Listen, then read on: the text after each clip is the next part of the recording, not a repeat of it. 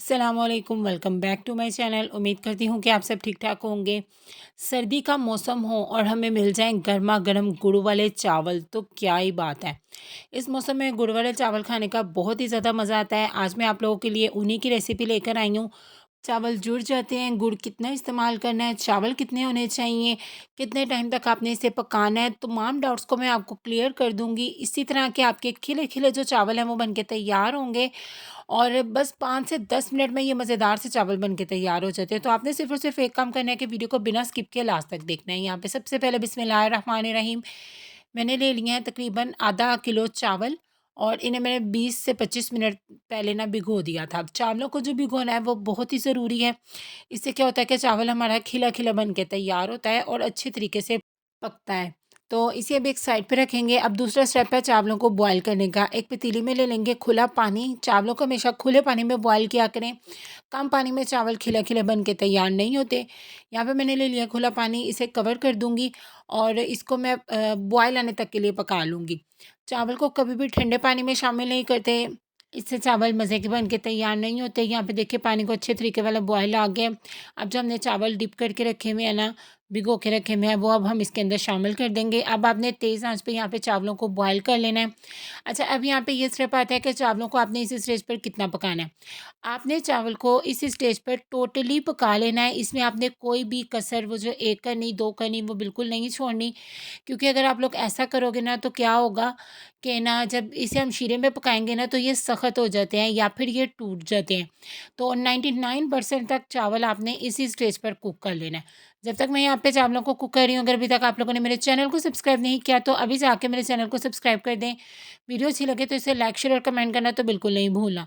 और bell icon को भी ज़रूर प्रेस किया करें ताकि आगे आने वाली वीडियोज़ आप लोगों को सबसे पहले देखने को मिले। यहाँ पे देखिए चावल हमारे बॉयल हो गए हैं, मैंने चेक कर लिया है। अब इनको निकाल कर मैं एक स्ट्रेनर में रख दूँगी और इसके ऊपर ना आपने 1 गिलास ठंडा पानी गुज़ार देना है ताकि इनका जो पकने का प्रोसीजर है वो रुक जाए। अब यहाँ पे हम लोग शीरा तैयार कर लेंगे। आधा किलो मैंने चावल लिए थे और आधा किलो ही मैं यहाँ पे गुड़ का इस्तेमाल करूँगी। 2 से 3 टेबलस्पून इसके अंदर पानी के ऐड करेंगे और अब आपने गुड़ को ना मेल्ट कर लेना है सारा का सारा। इसके अंदर मुसलसल चम्मच हिलाते हुए ना आपने गुड़ को मेल्ट कर लेना है। अगर आप तेज़ मीठा लेते हो तो आप आधा किलो से 3 पाव तक गुड़ ले सकते हो, लेकिन ये जो आधा किलो गुड़ है, आधा किलो चावलों के लिए बिल्कुल परफेक्ट मेजरमेंट है। मीडियम टू लो फ्लेम के ऊपर आपने गुड़ को यहाँ पे मेल्ट कर लेना है। गुड़ को जलने बिल्कुल नहीं देना। अगर गुड़ जल गया तो आपकी सारी की सारी जो रेसिपी है ना वो ज़ाया हो जाएगी। 2 से 3 मिनट यहाँ पे लगेंगे और गुड़ यहाँ पे देखिए हमारा अच्छे तरीके से मेल्ट हो गया और बॉयल भी आने लग गया है हमारे शीरे को। तो इसी स्टेज पे मैं क्या करूँगी, 2 से 3 टेबलस्पून ना दूध के ऐड कर दूँगी। इससे क्या होगा कि गुड़ में जो मैल वग़ैरह होती है ना वो ऊपर आ जाती है और गुड़ हमारा बिल्कुल साफ़ हो जाता है। दूध शामिल करने के बाद आपने इसे सिर्फ़ 1 मिनट तक पकाना है और उसके बाद आपने इसे कवर लगा के ना एक साइड पे रख देना है। इसे किसी स्टेज पे छानना है ये भी मैं आपको आगे चल के बताती हूँ। यहाँ पे मैंने दूध शामिल किया और मुझे इसे पकाते हुए तकरीबन 1 मिनट हो गया, तो अब मैं इस स्टेज पर इसकी फ्लेम को ऑफ़ कर दूँगी और इसे कवर लगाकर एक साइड पे रख देंगे। आधा कप मैं यहाँ पर ले लूँगी घी का और उसे कढ़ाई में शामिल करेंगे, घी को मेल्ट होने देंगे। यहाँ पे आप देसी घी का भी इस्तेमाल कर सकते हो और डालडा घी का भी। ऑयल में तो आपने गुड़ वाले चावल बनाने का तसव्वुर ही नहीं ना करना, क्योंकि ऑयल में बिल्कुल भी मज़ा नहीं आएगा आपको। या तो घी यूज़ करें या फिर डालडा घी यूज़ करें। यहाँ पे मेरे पास 2 अदद बादियान के फूल हैं, 2 दालचीनी के पीस हैं छोटे-छोटे, 5 से 6 अदद लौंग हैं और 3 से 4 अदद छोटी इलायची हैं जिनके मैंने ना दाने निकाल के बीज अलहदा कर दिए हैं।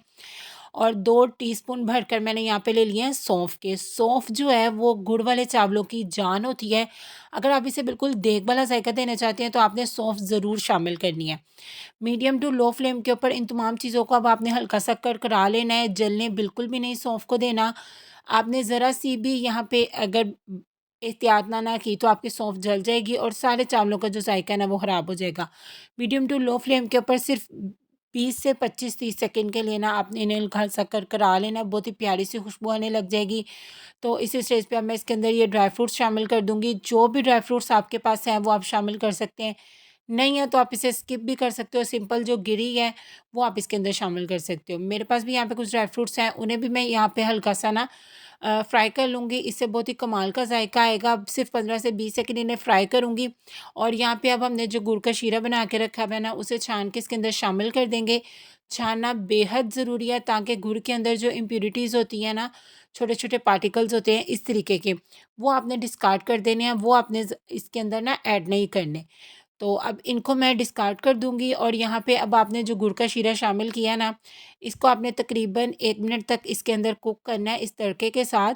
और उसके बाद जो आपने बॉयल करके चावल रखे हुए हैं ना, वो इसके अंदर शामिल कर देने हैं। जब आप चावल इसके अंदर शामिल करेंगे तो आपने बिल्कुल हल्के हाथों से इसे मिक्स करना है, तेज़-तेज़ चम्मच नहीं हिलाना, नहीं तो क्या होगा, आपके जो चावल हैं वो टूट जाएँगे। बहुत ही हल्के हाथों से ना आपने इस तरीके से इसको फ़ोल्ड करते जाना है और उसके बाद अब आपने ना ब बड़े-बड़े बबल्स आने का वेट करना है। जैसे इस तरीके से बड़े-बड़े बबल्स आने लग जाएँगे तो आपने इसे दम पे रख देना है।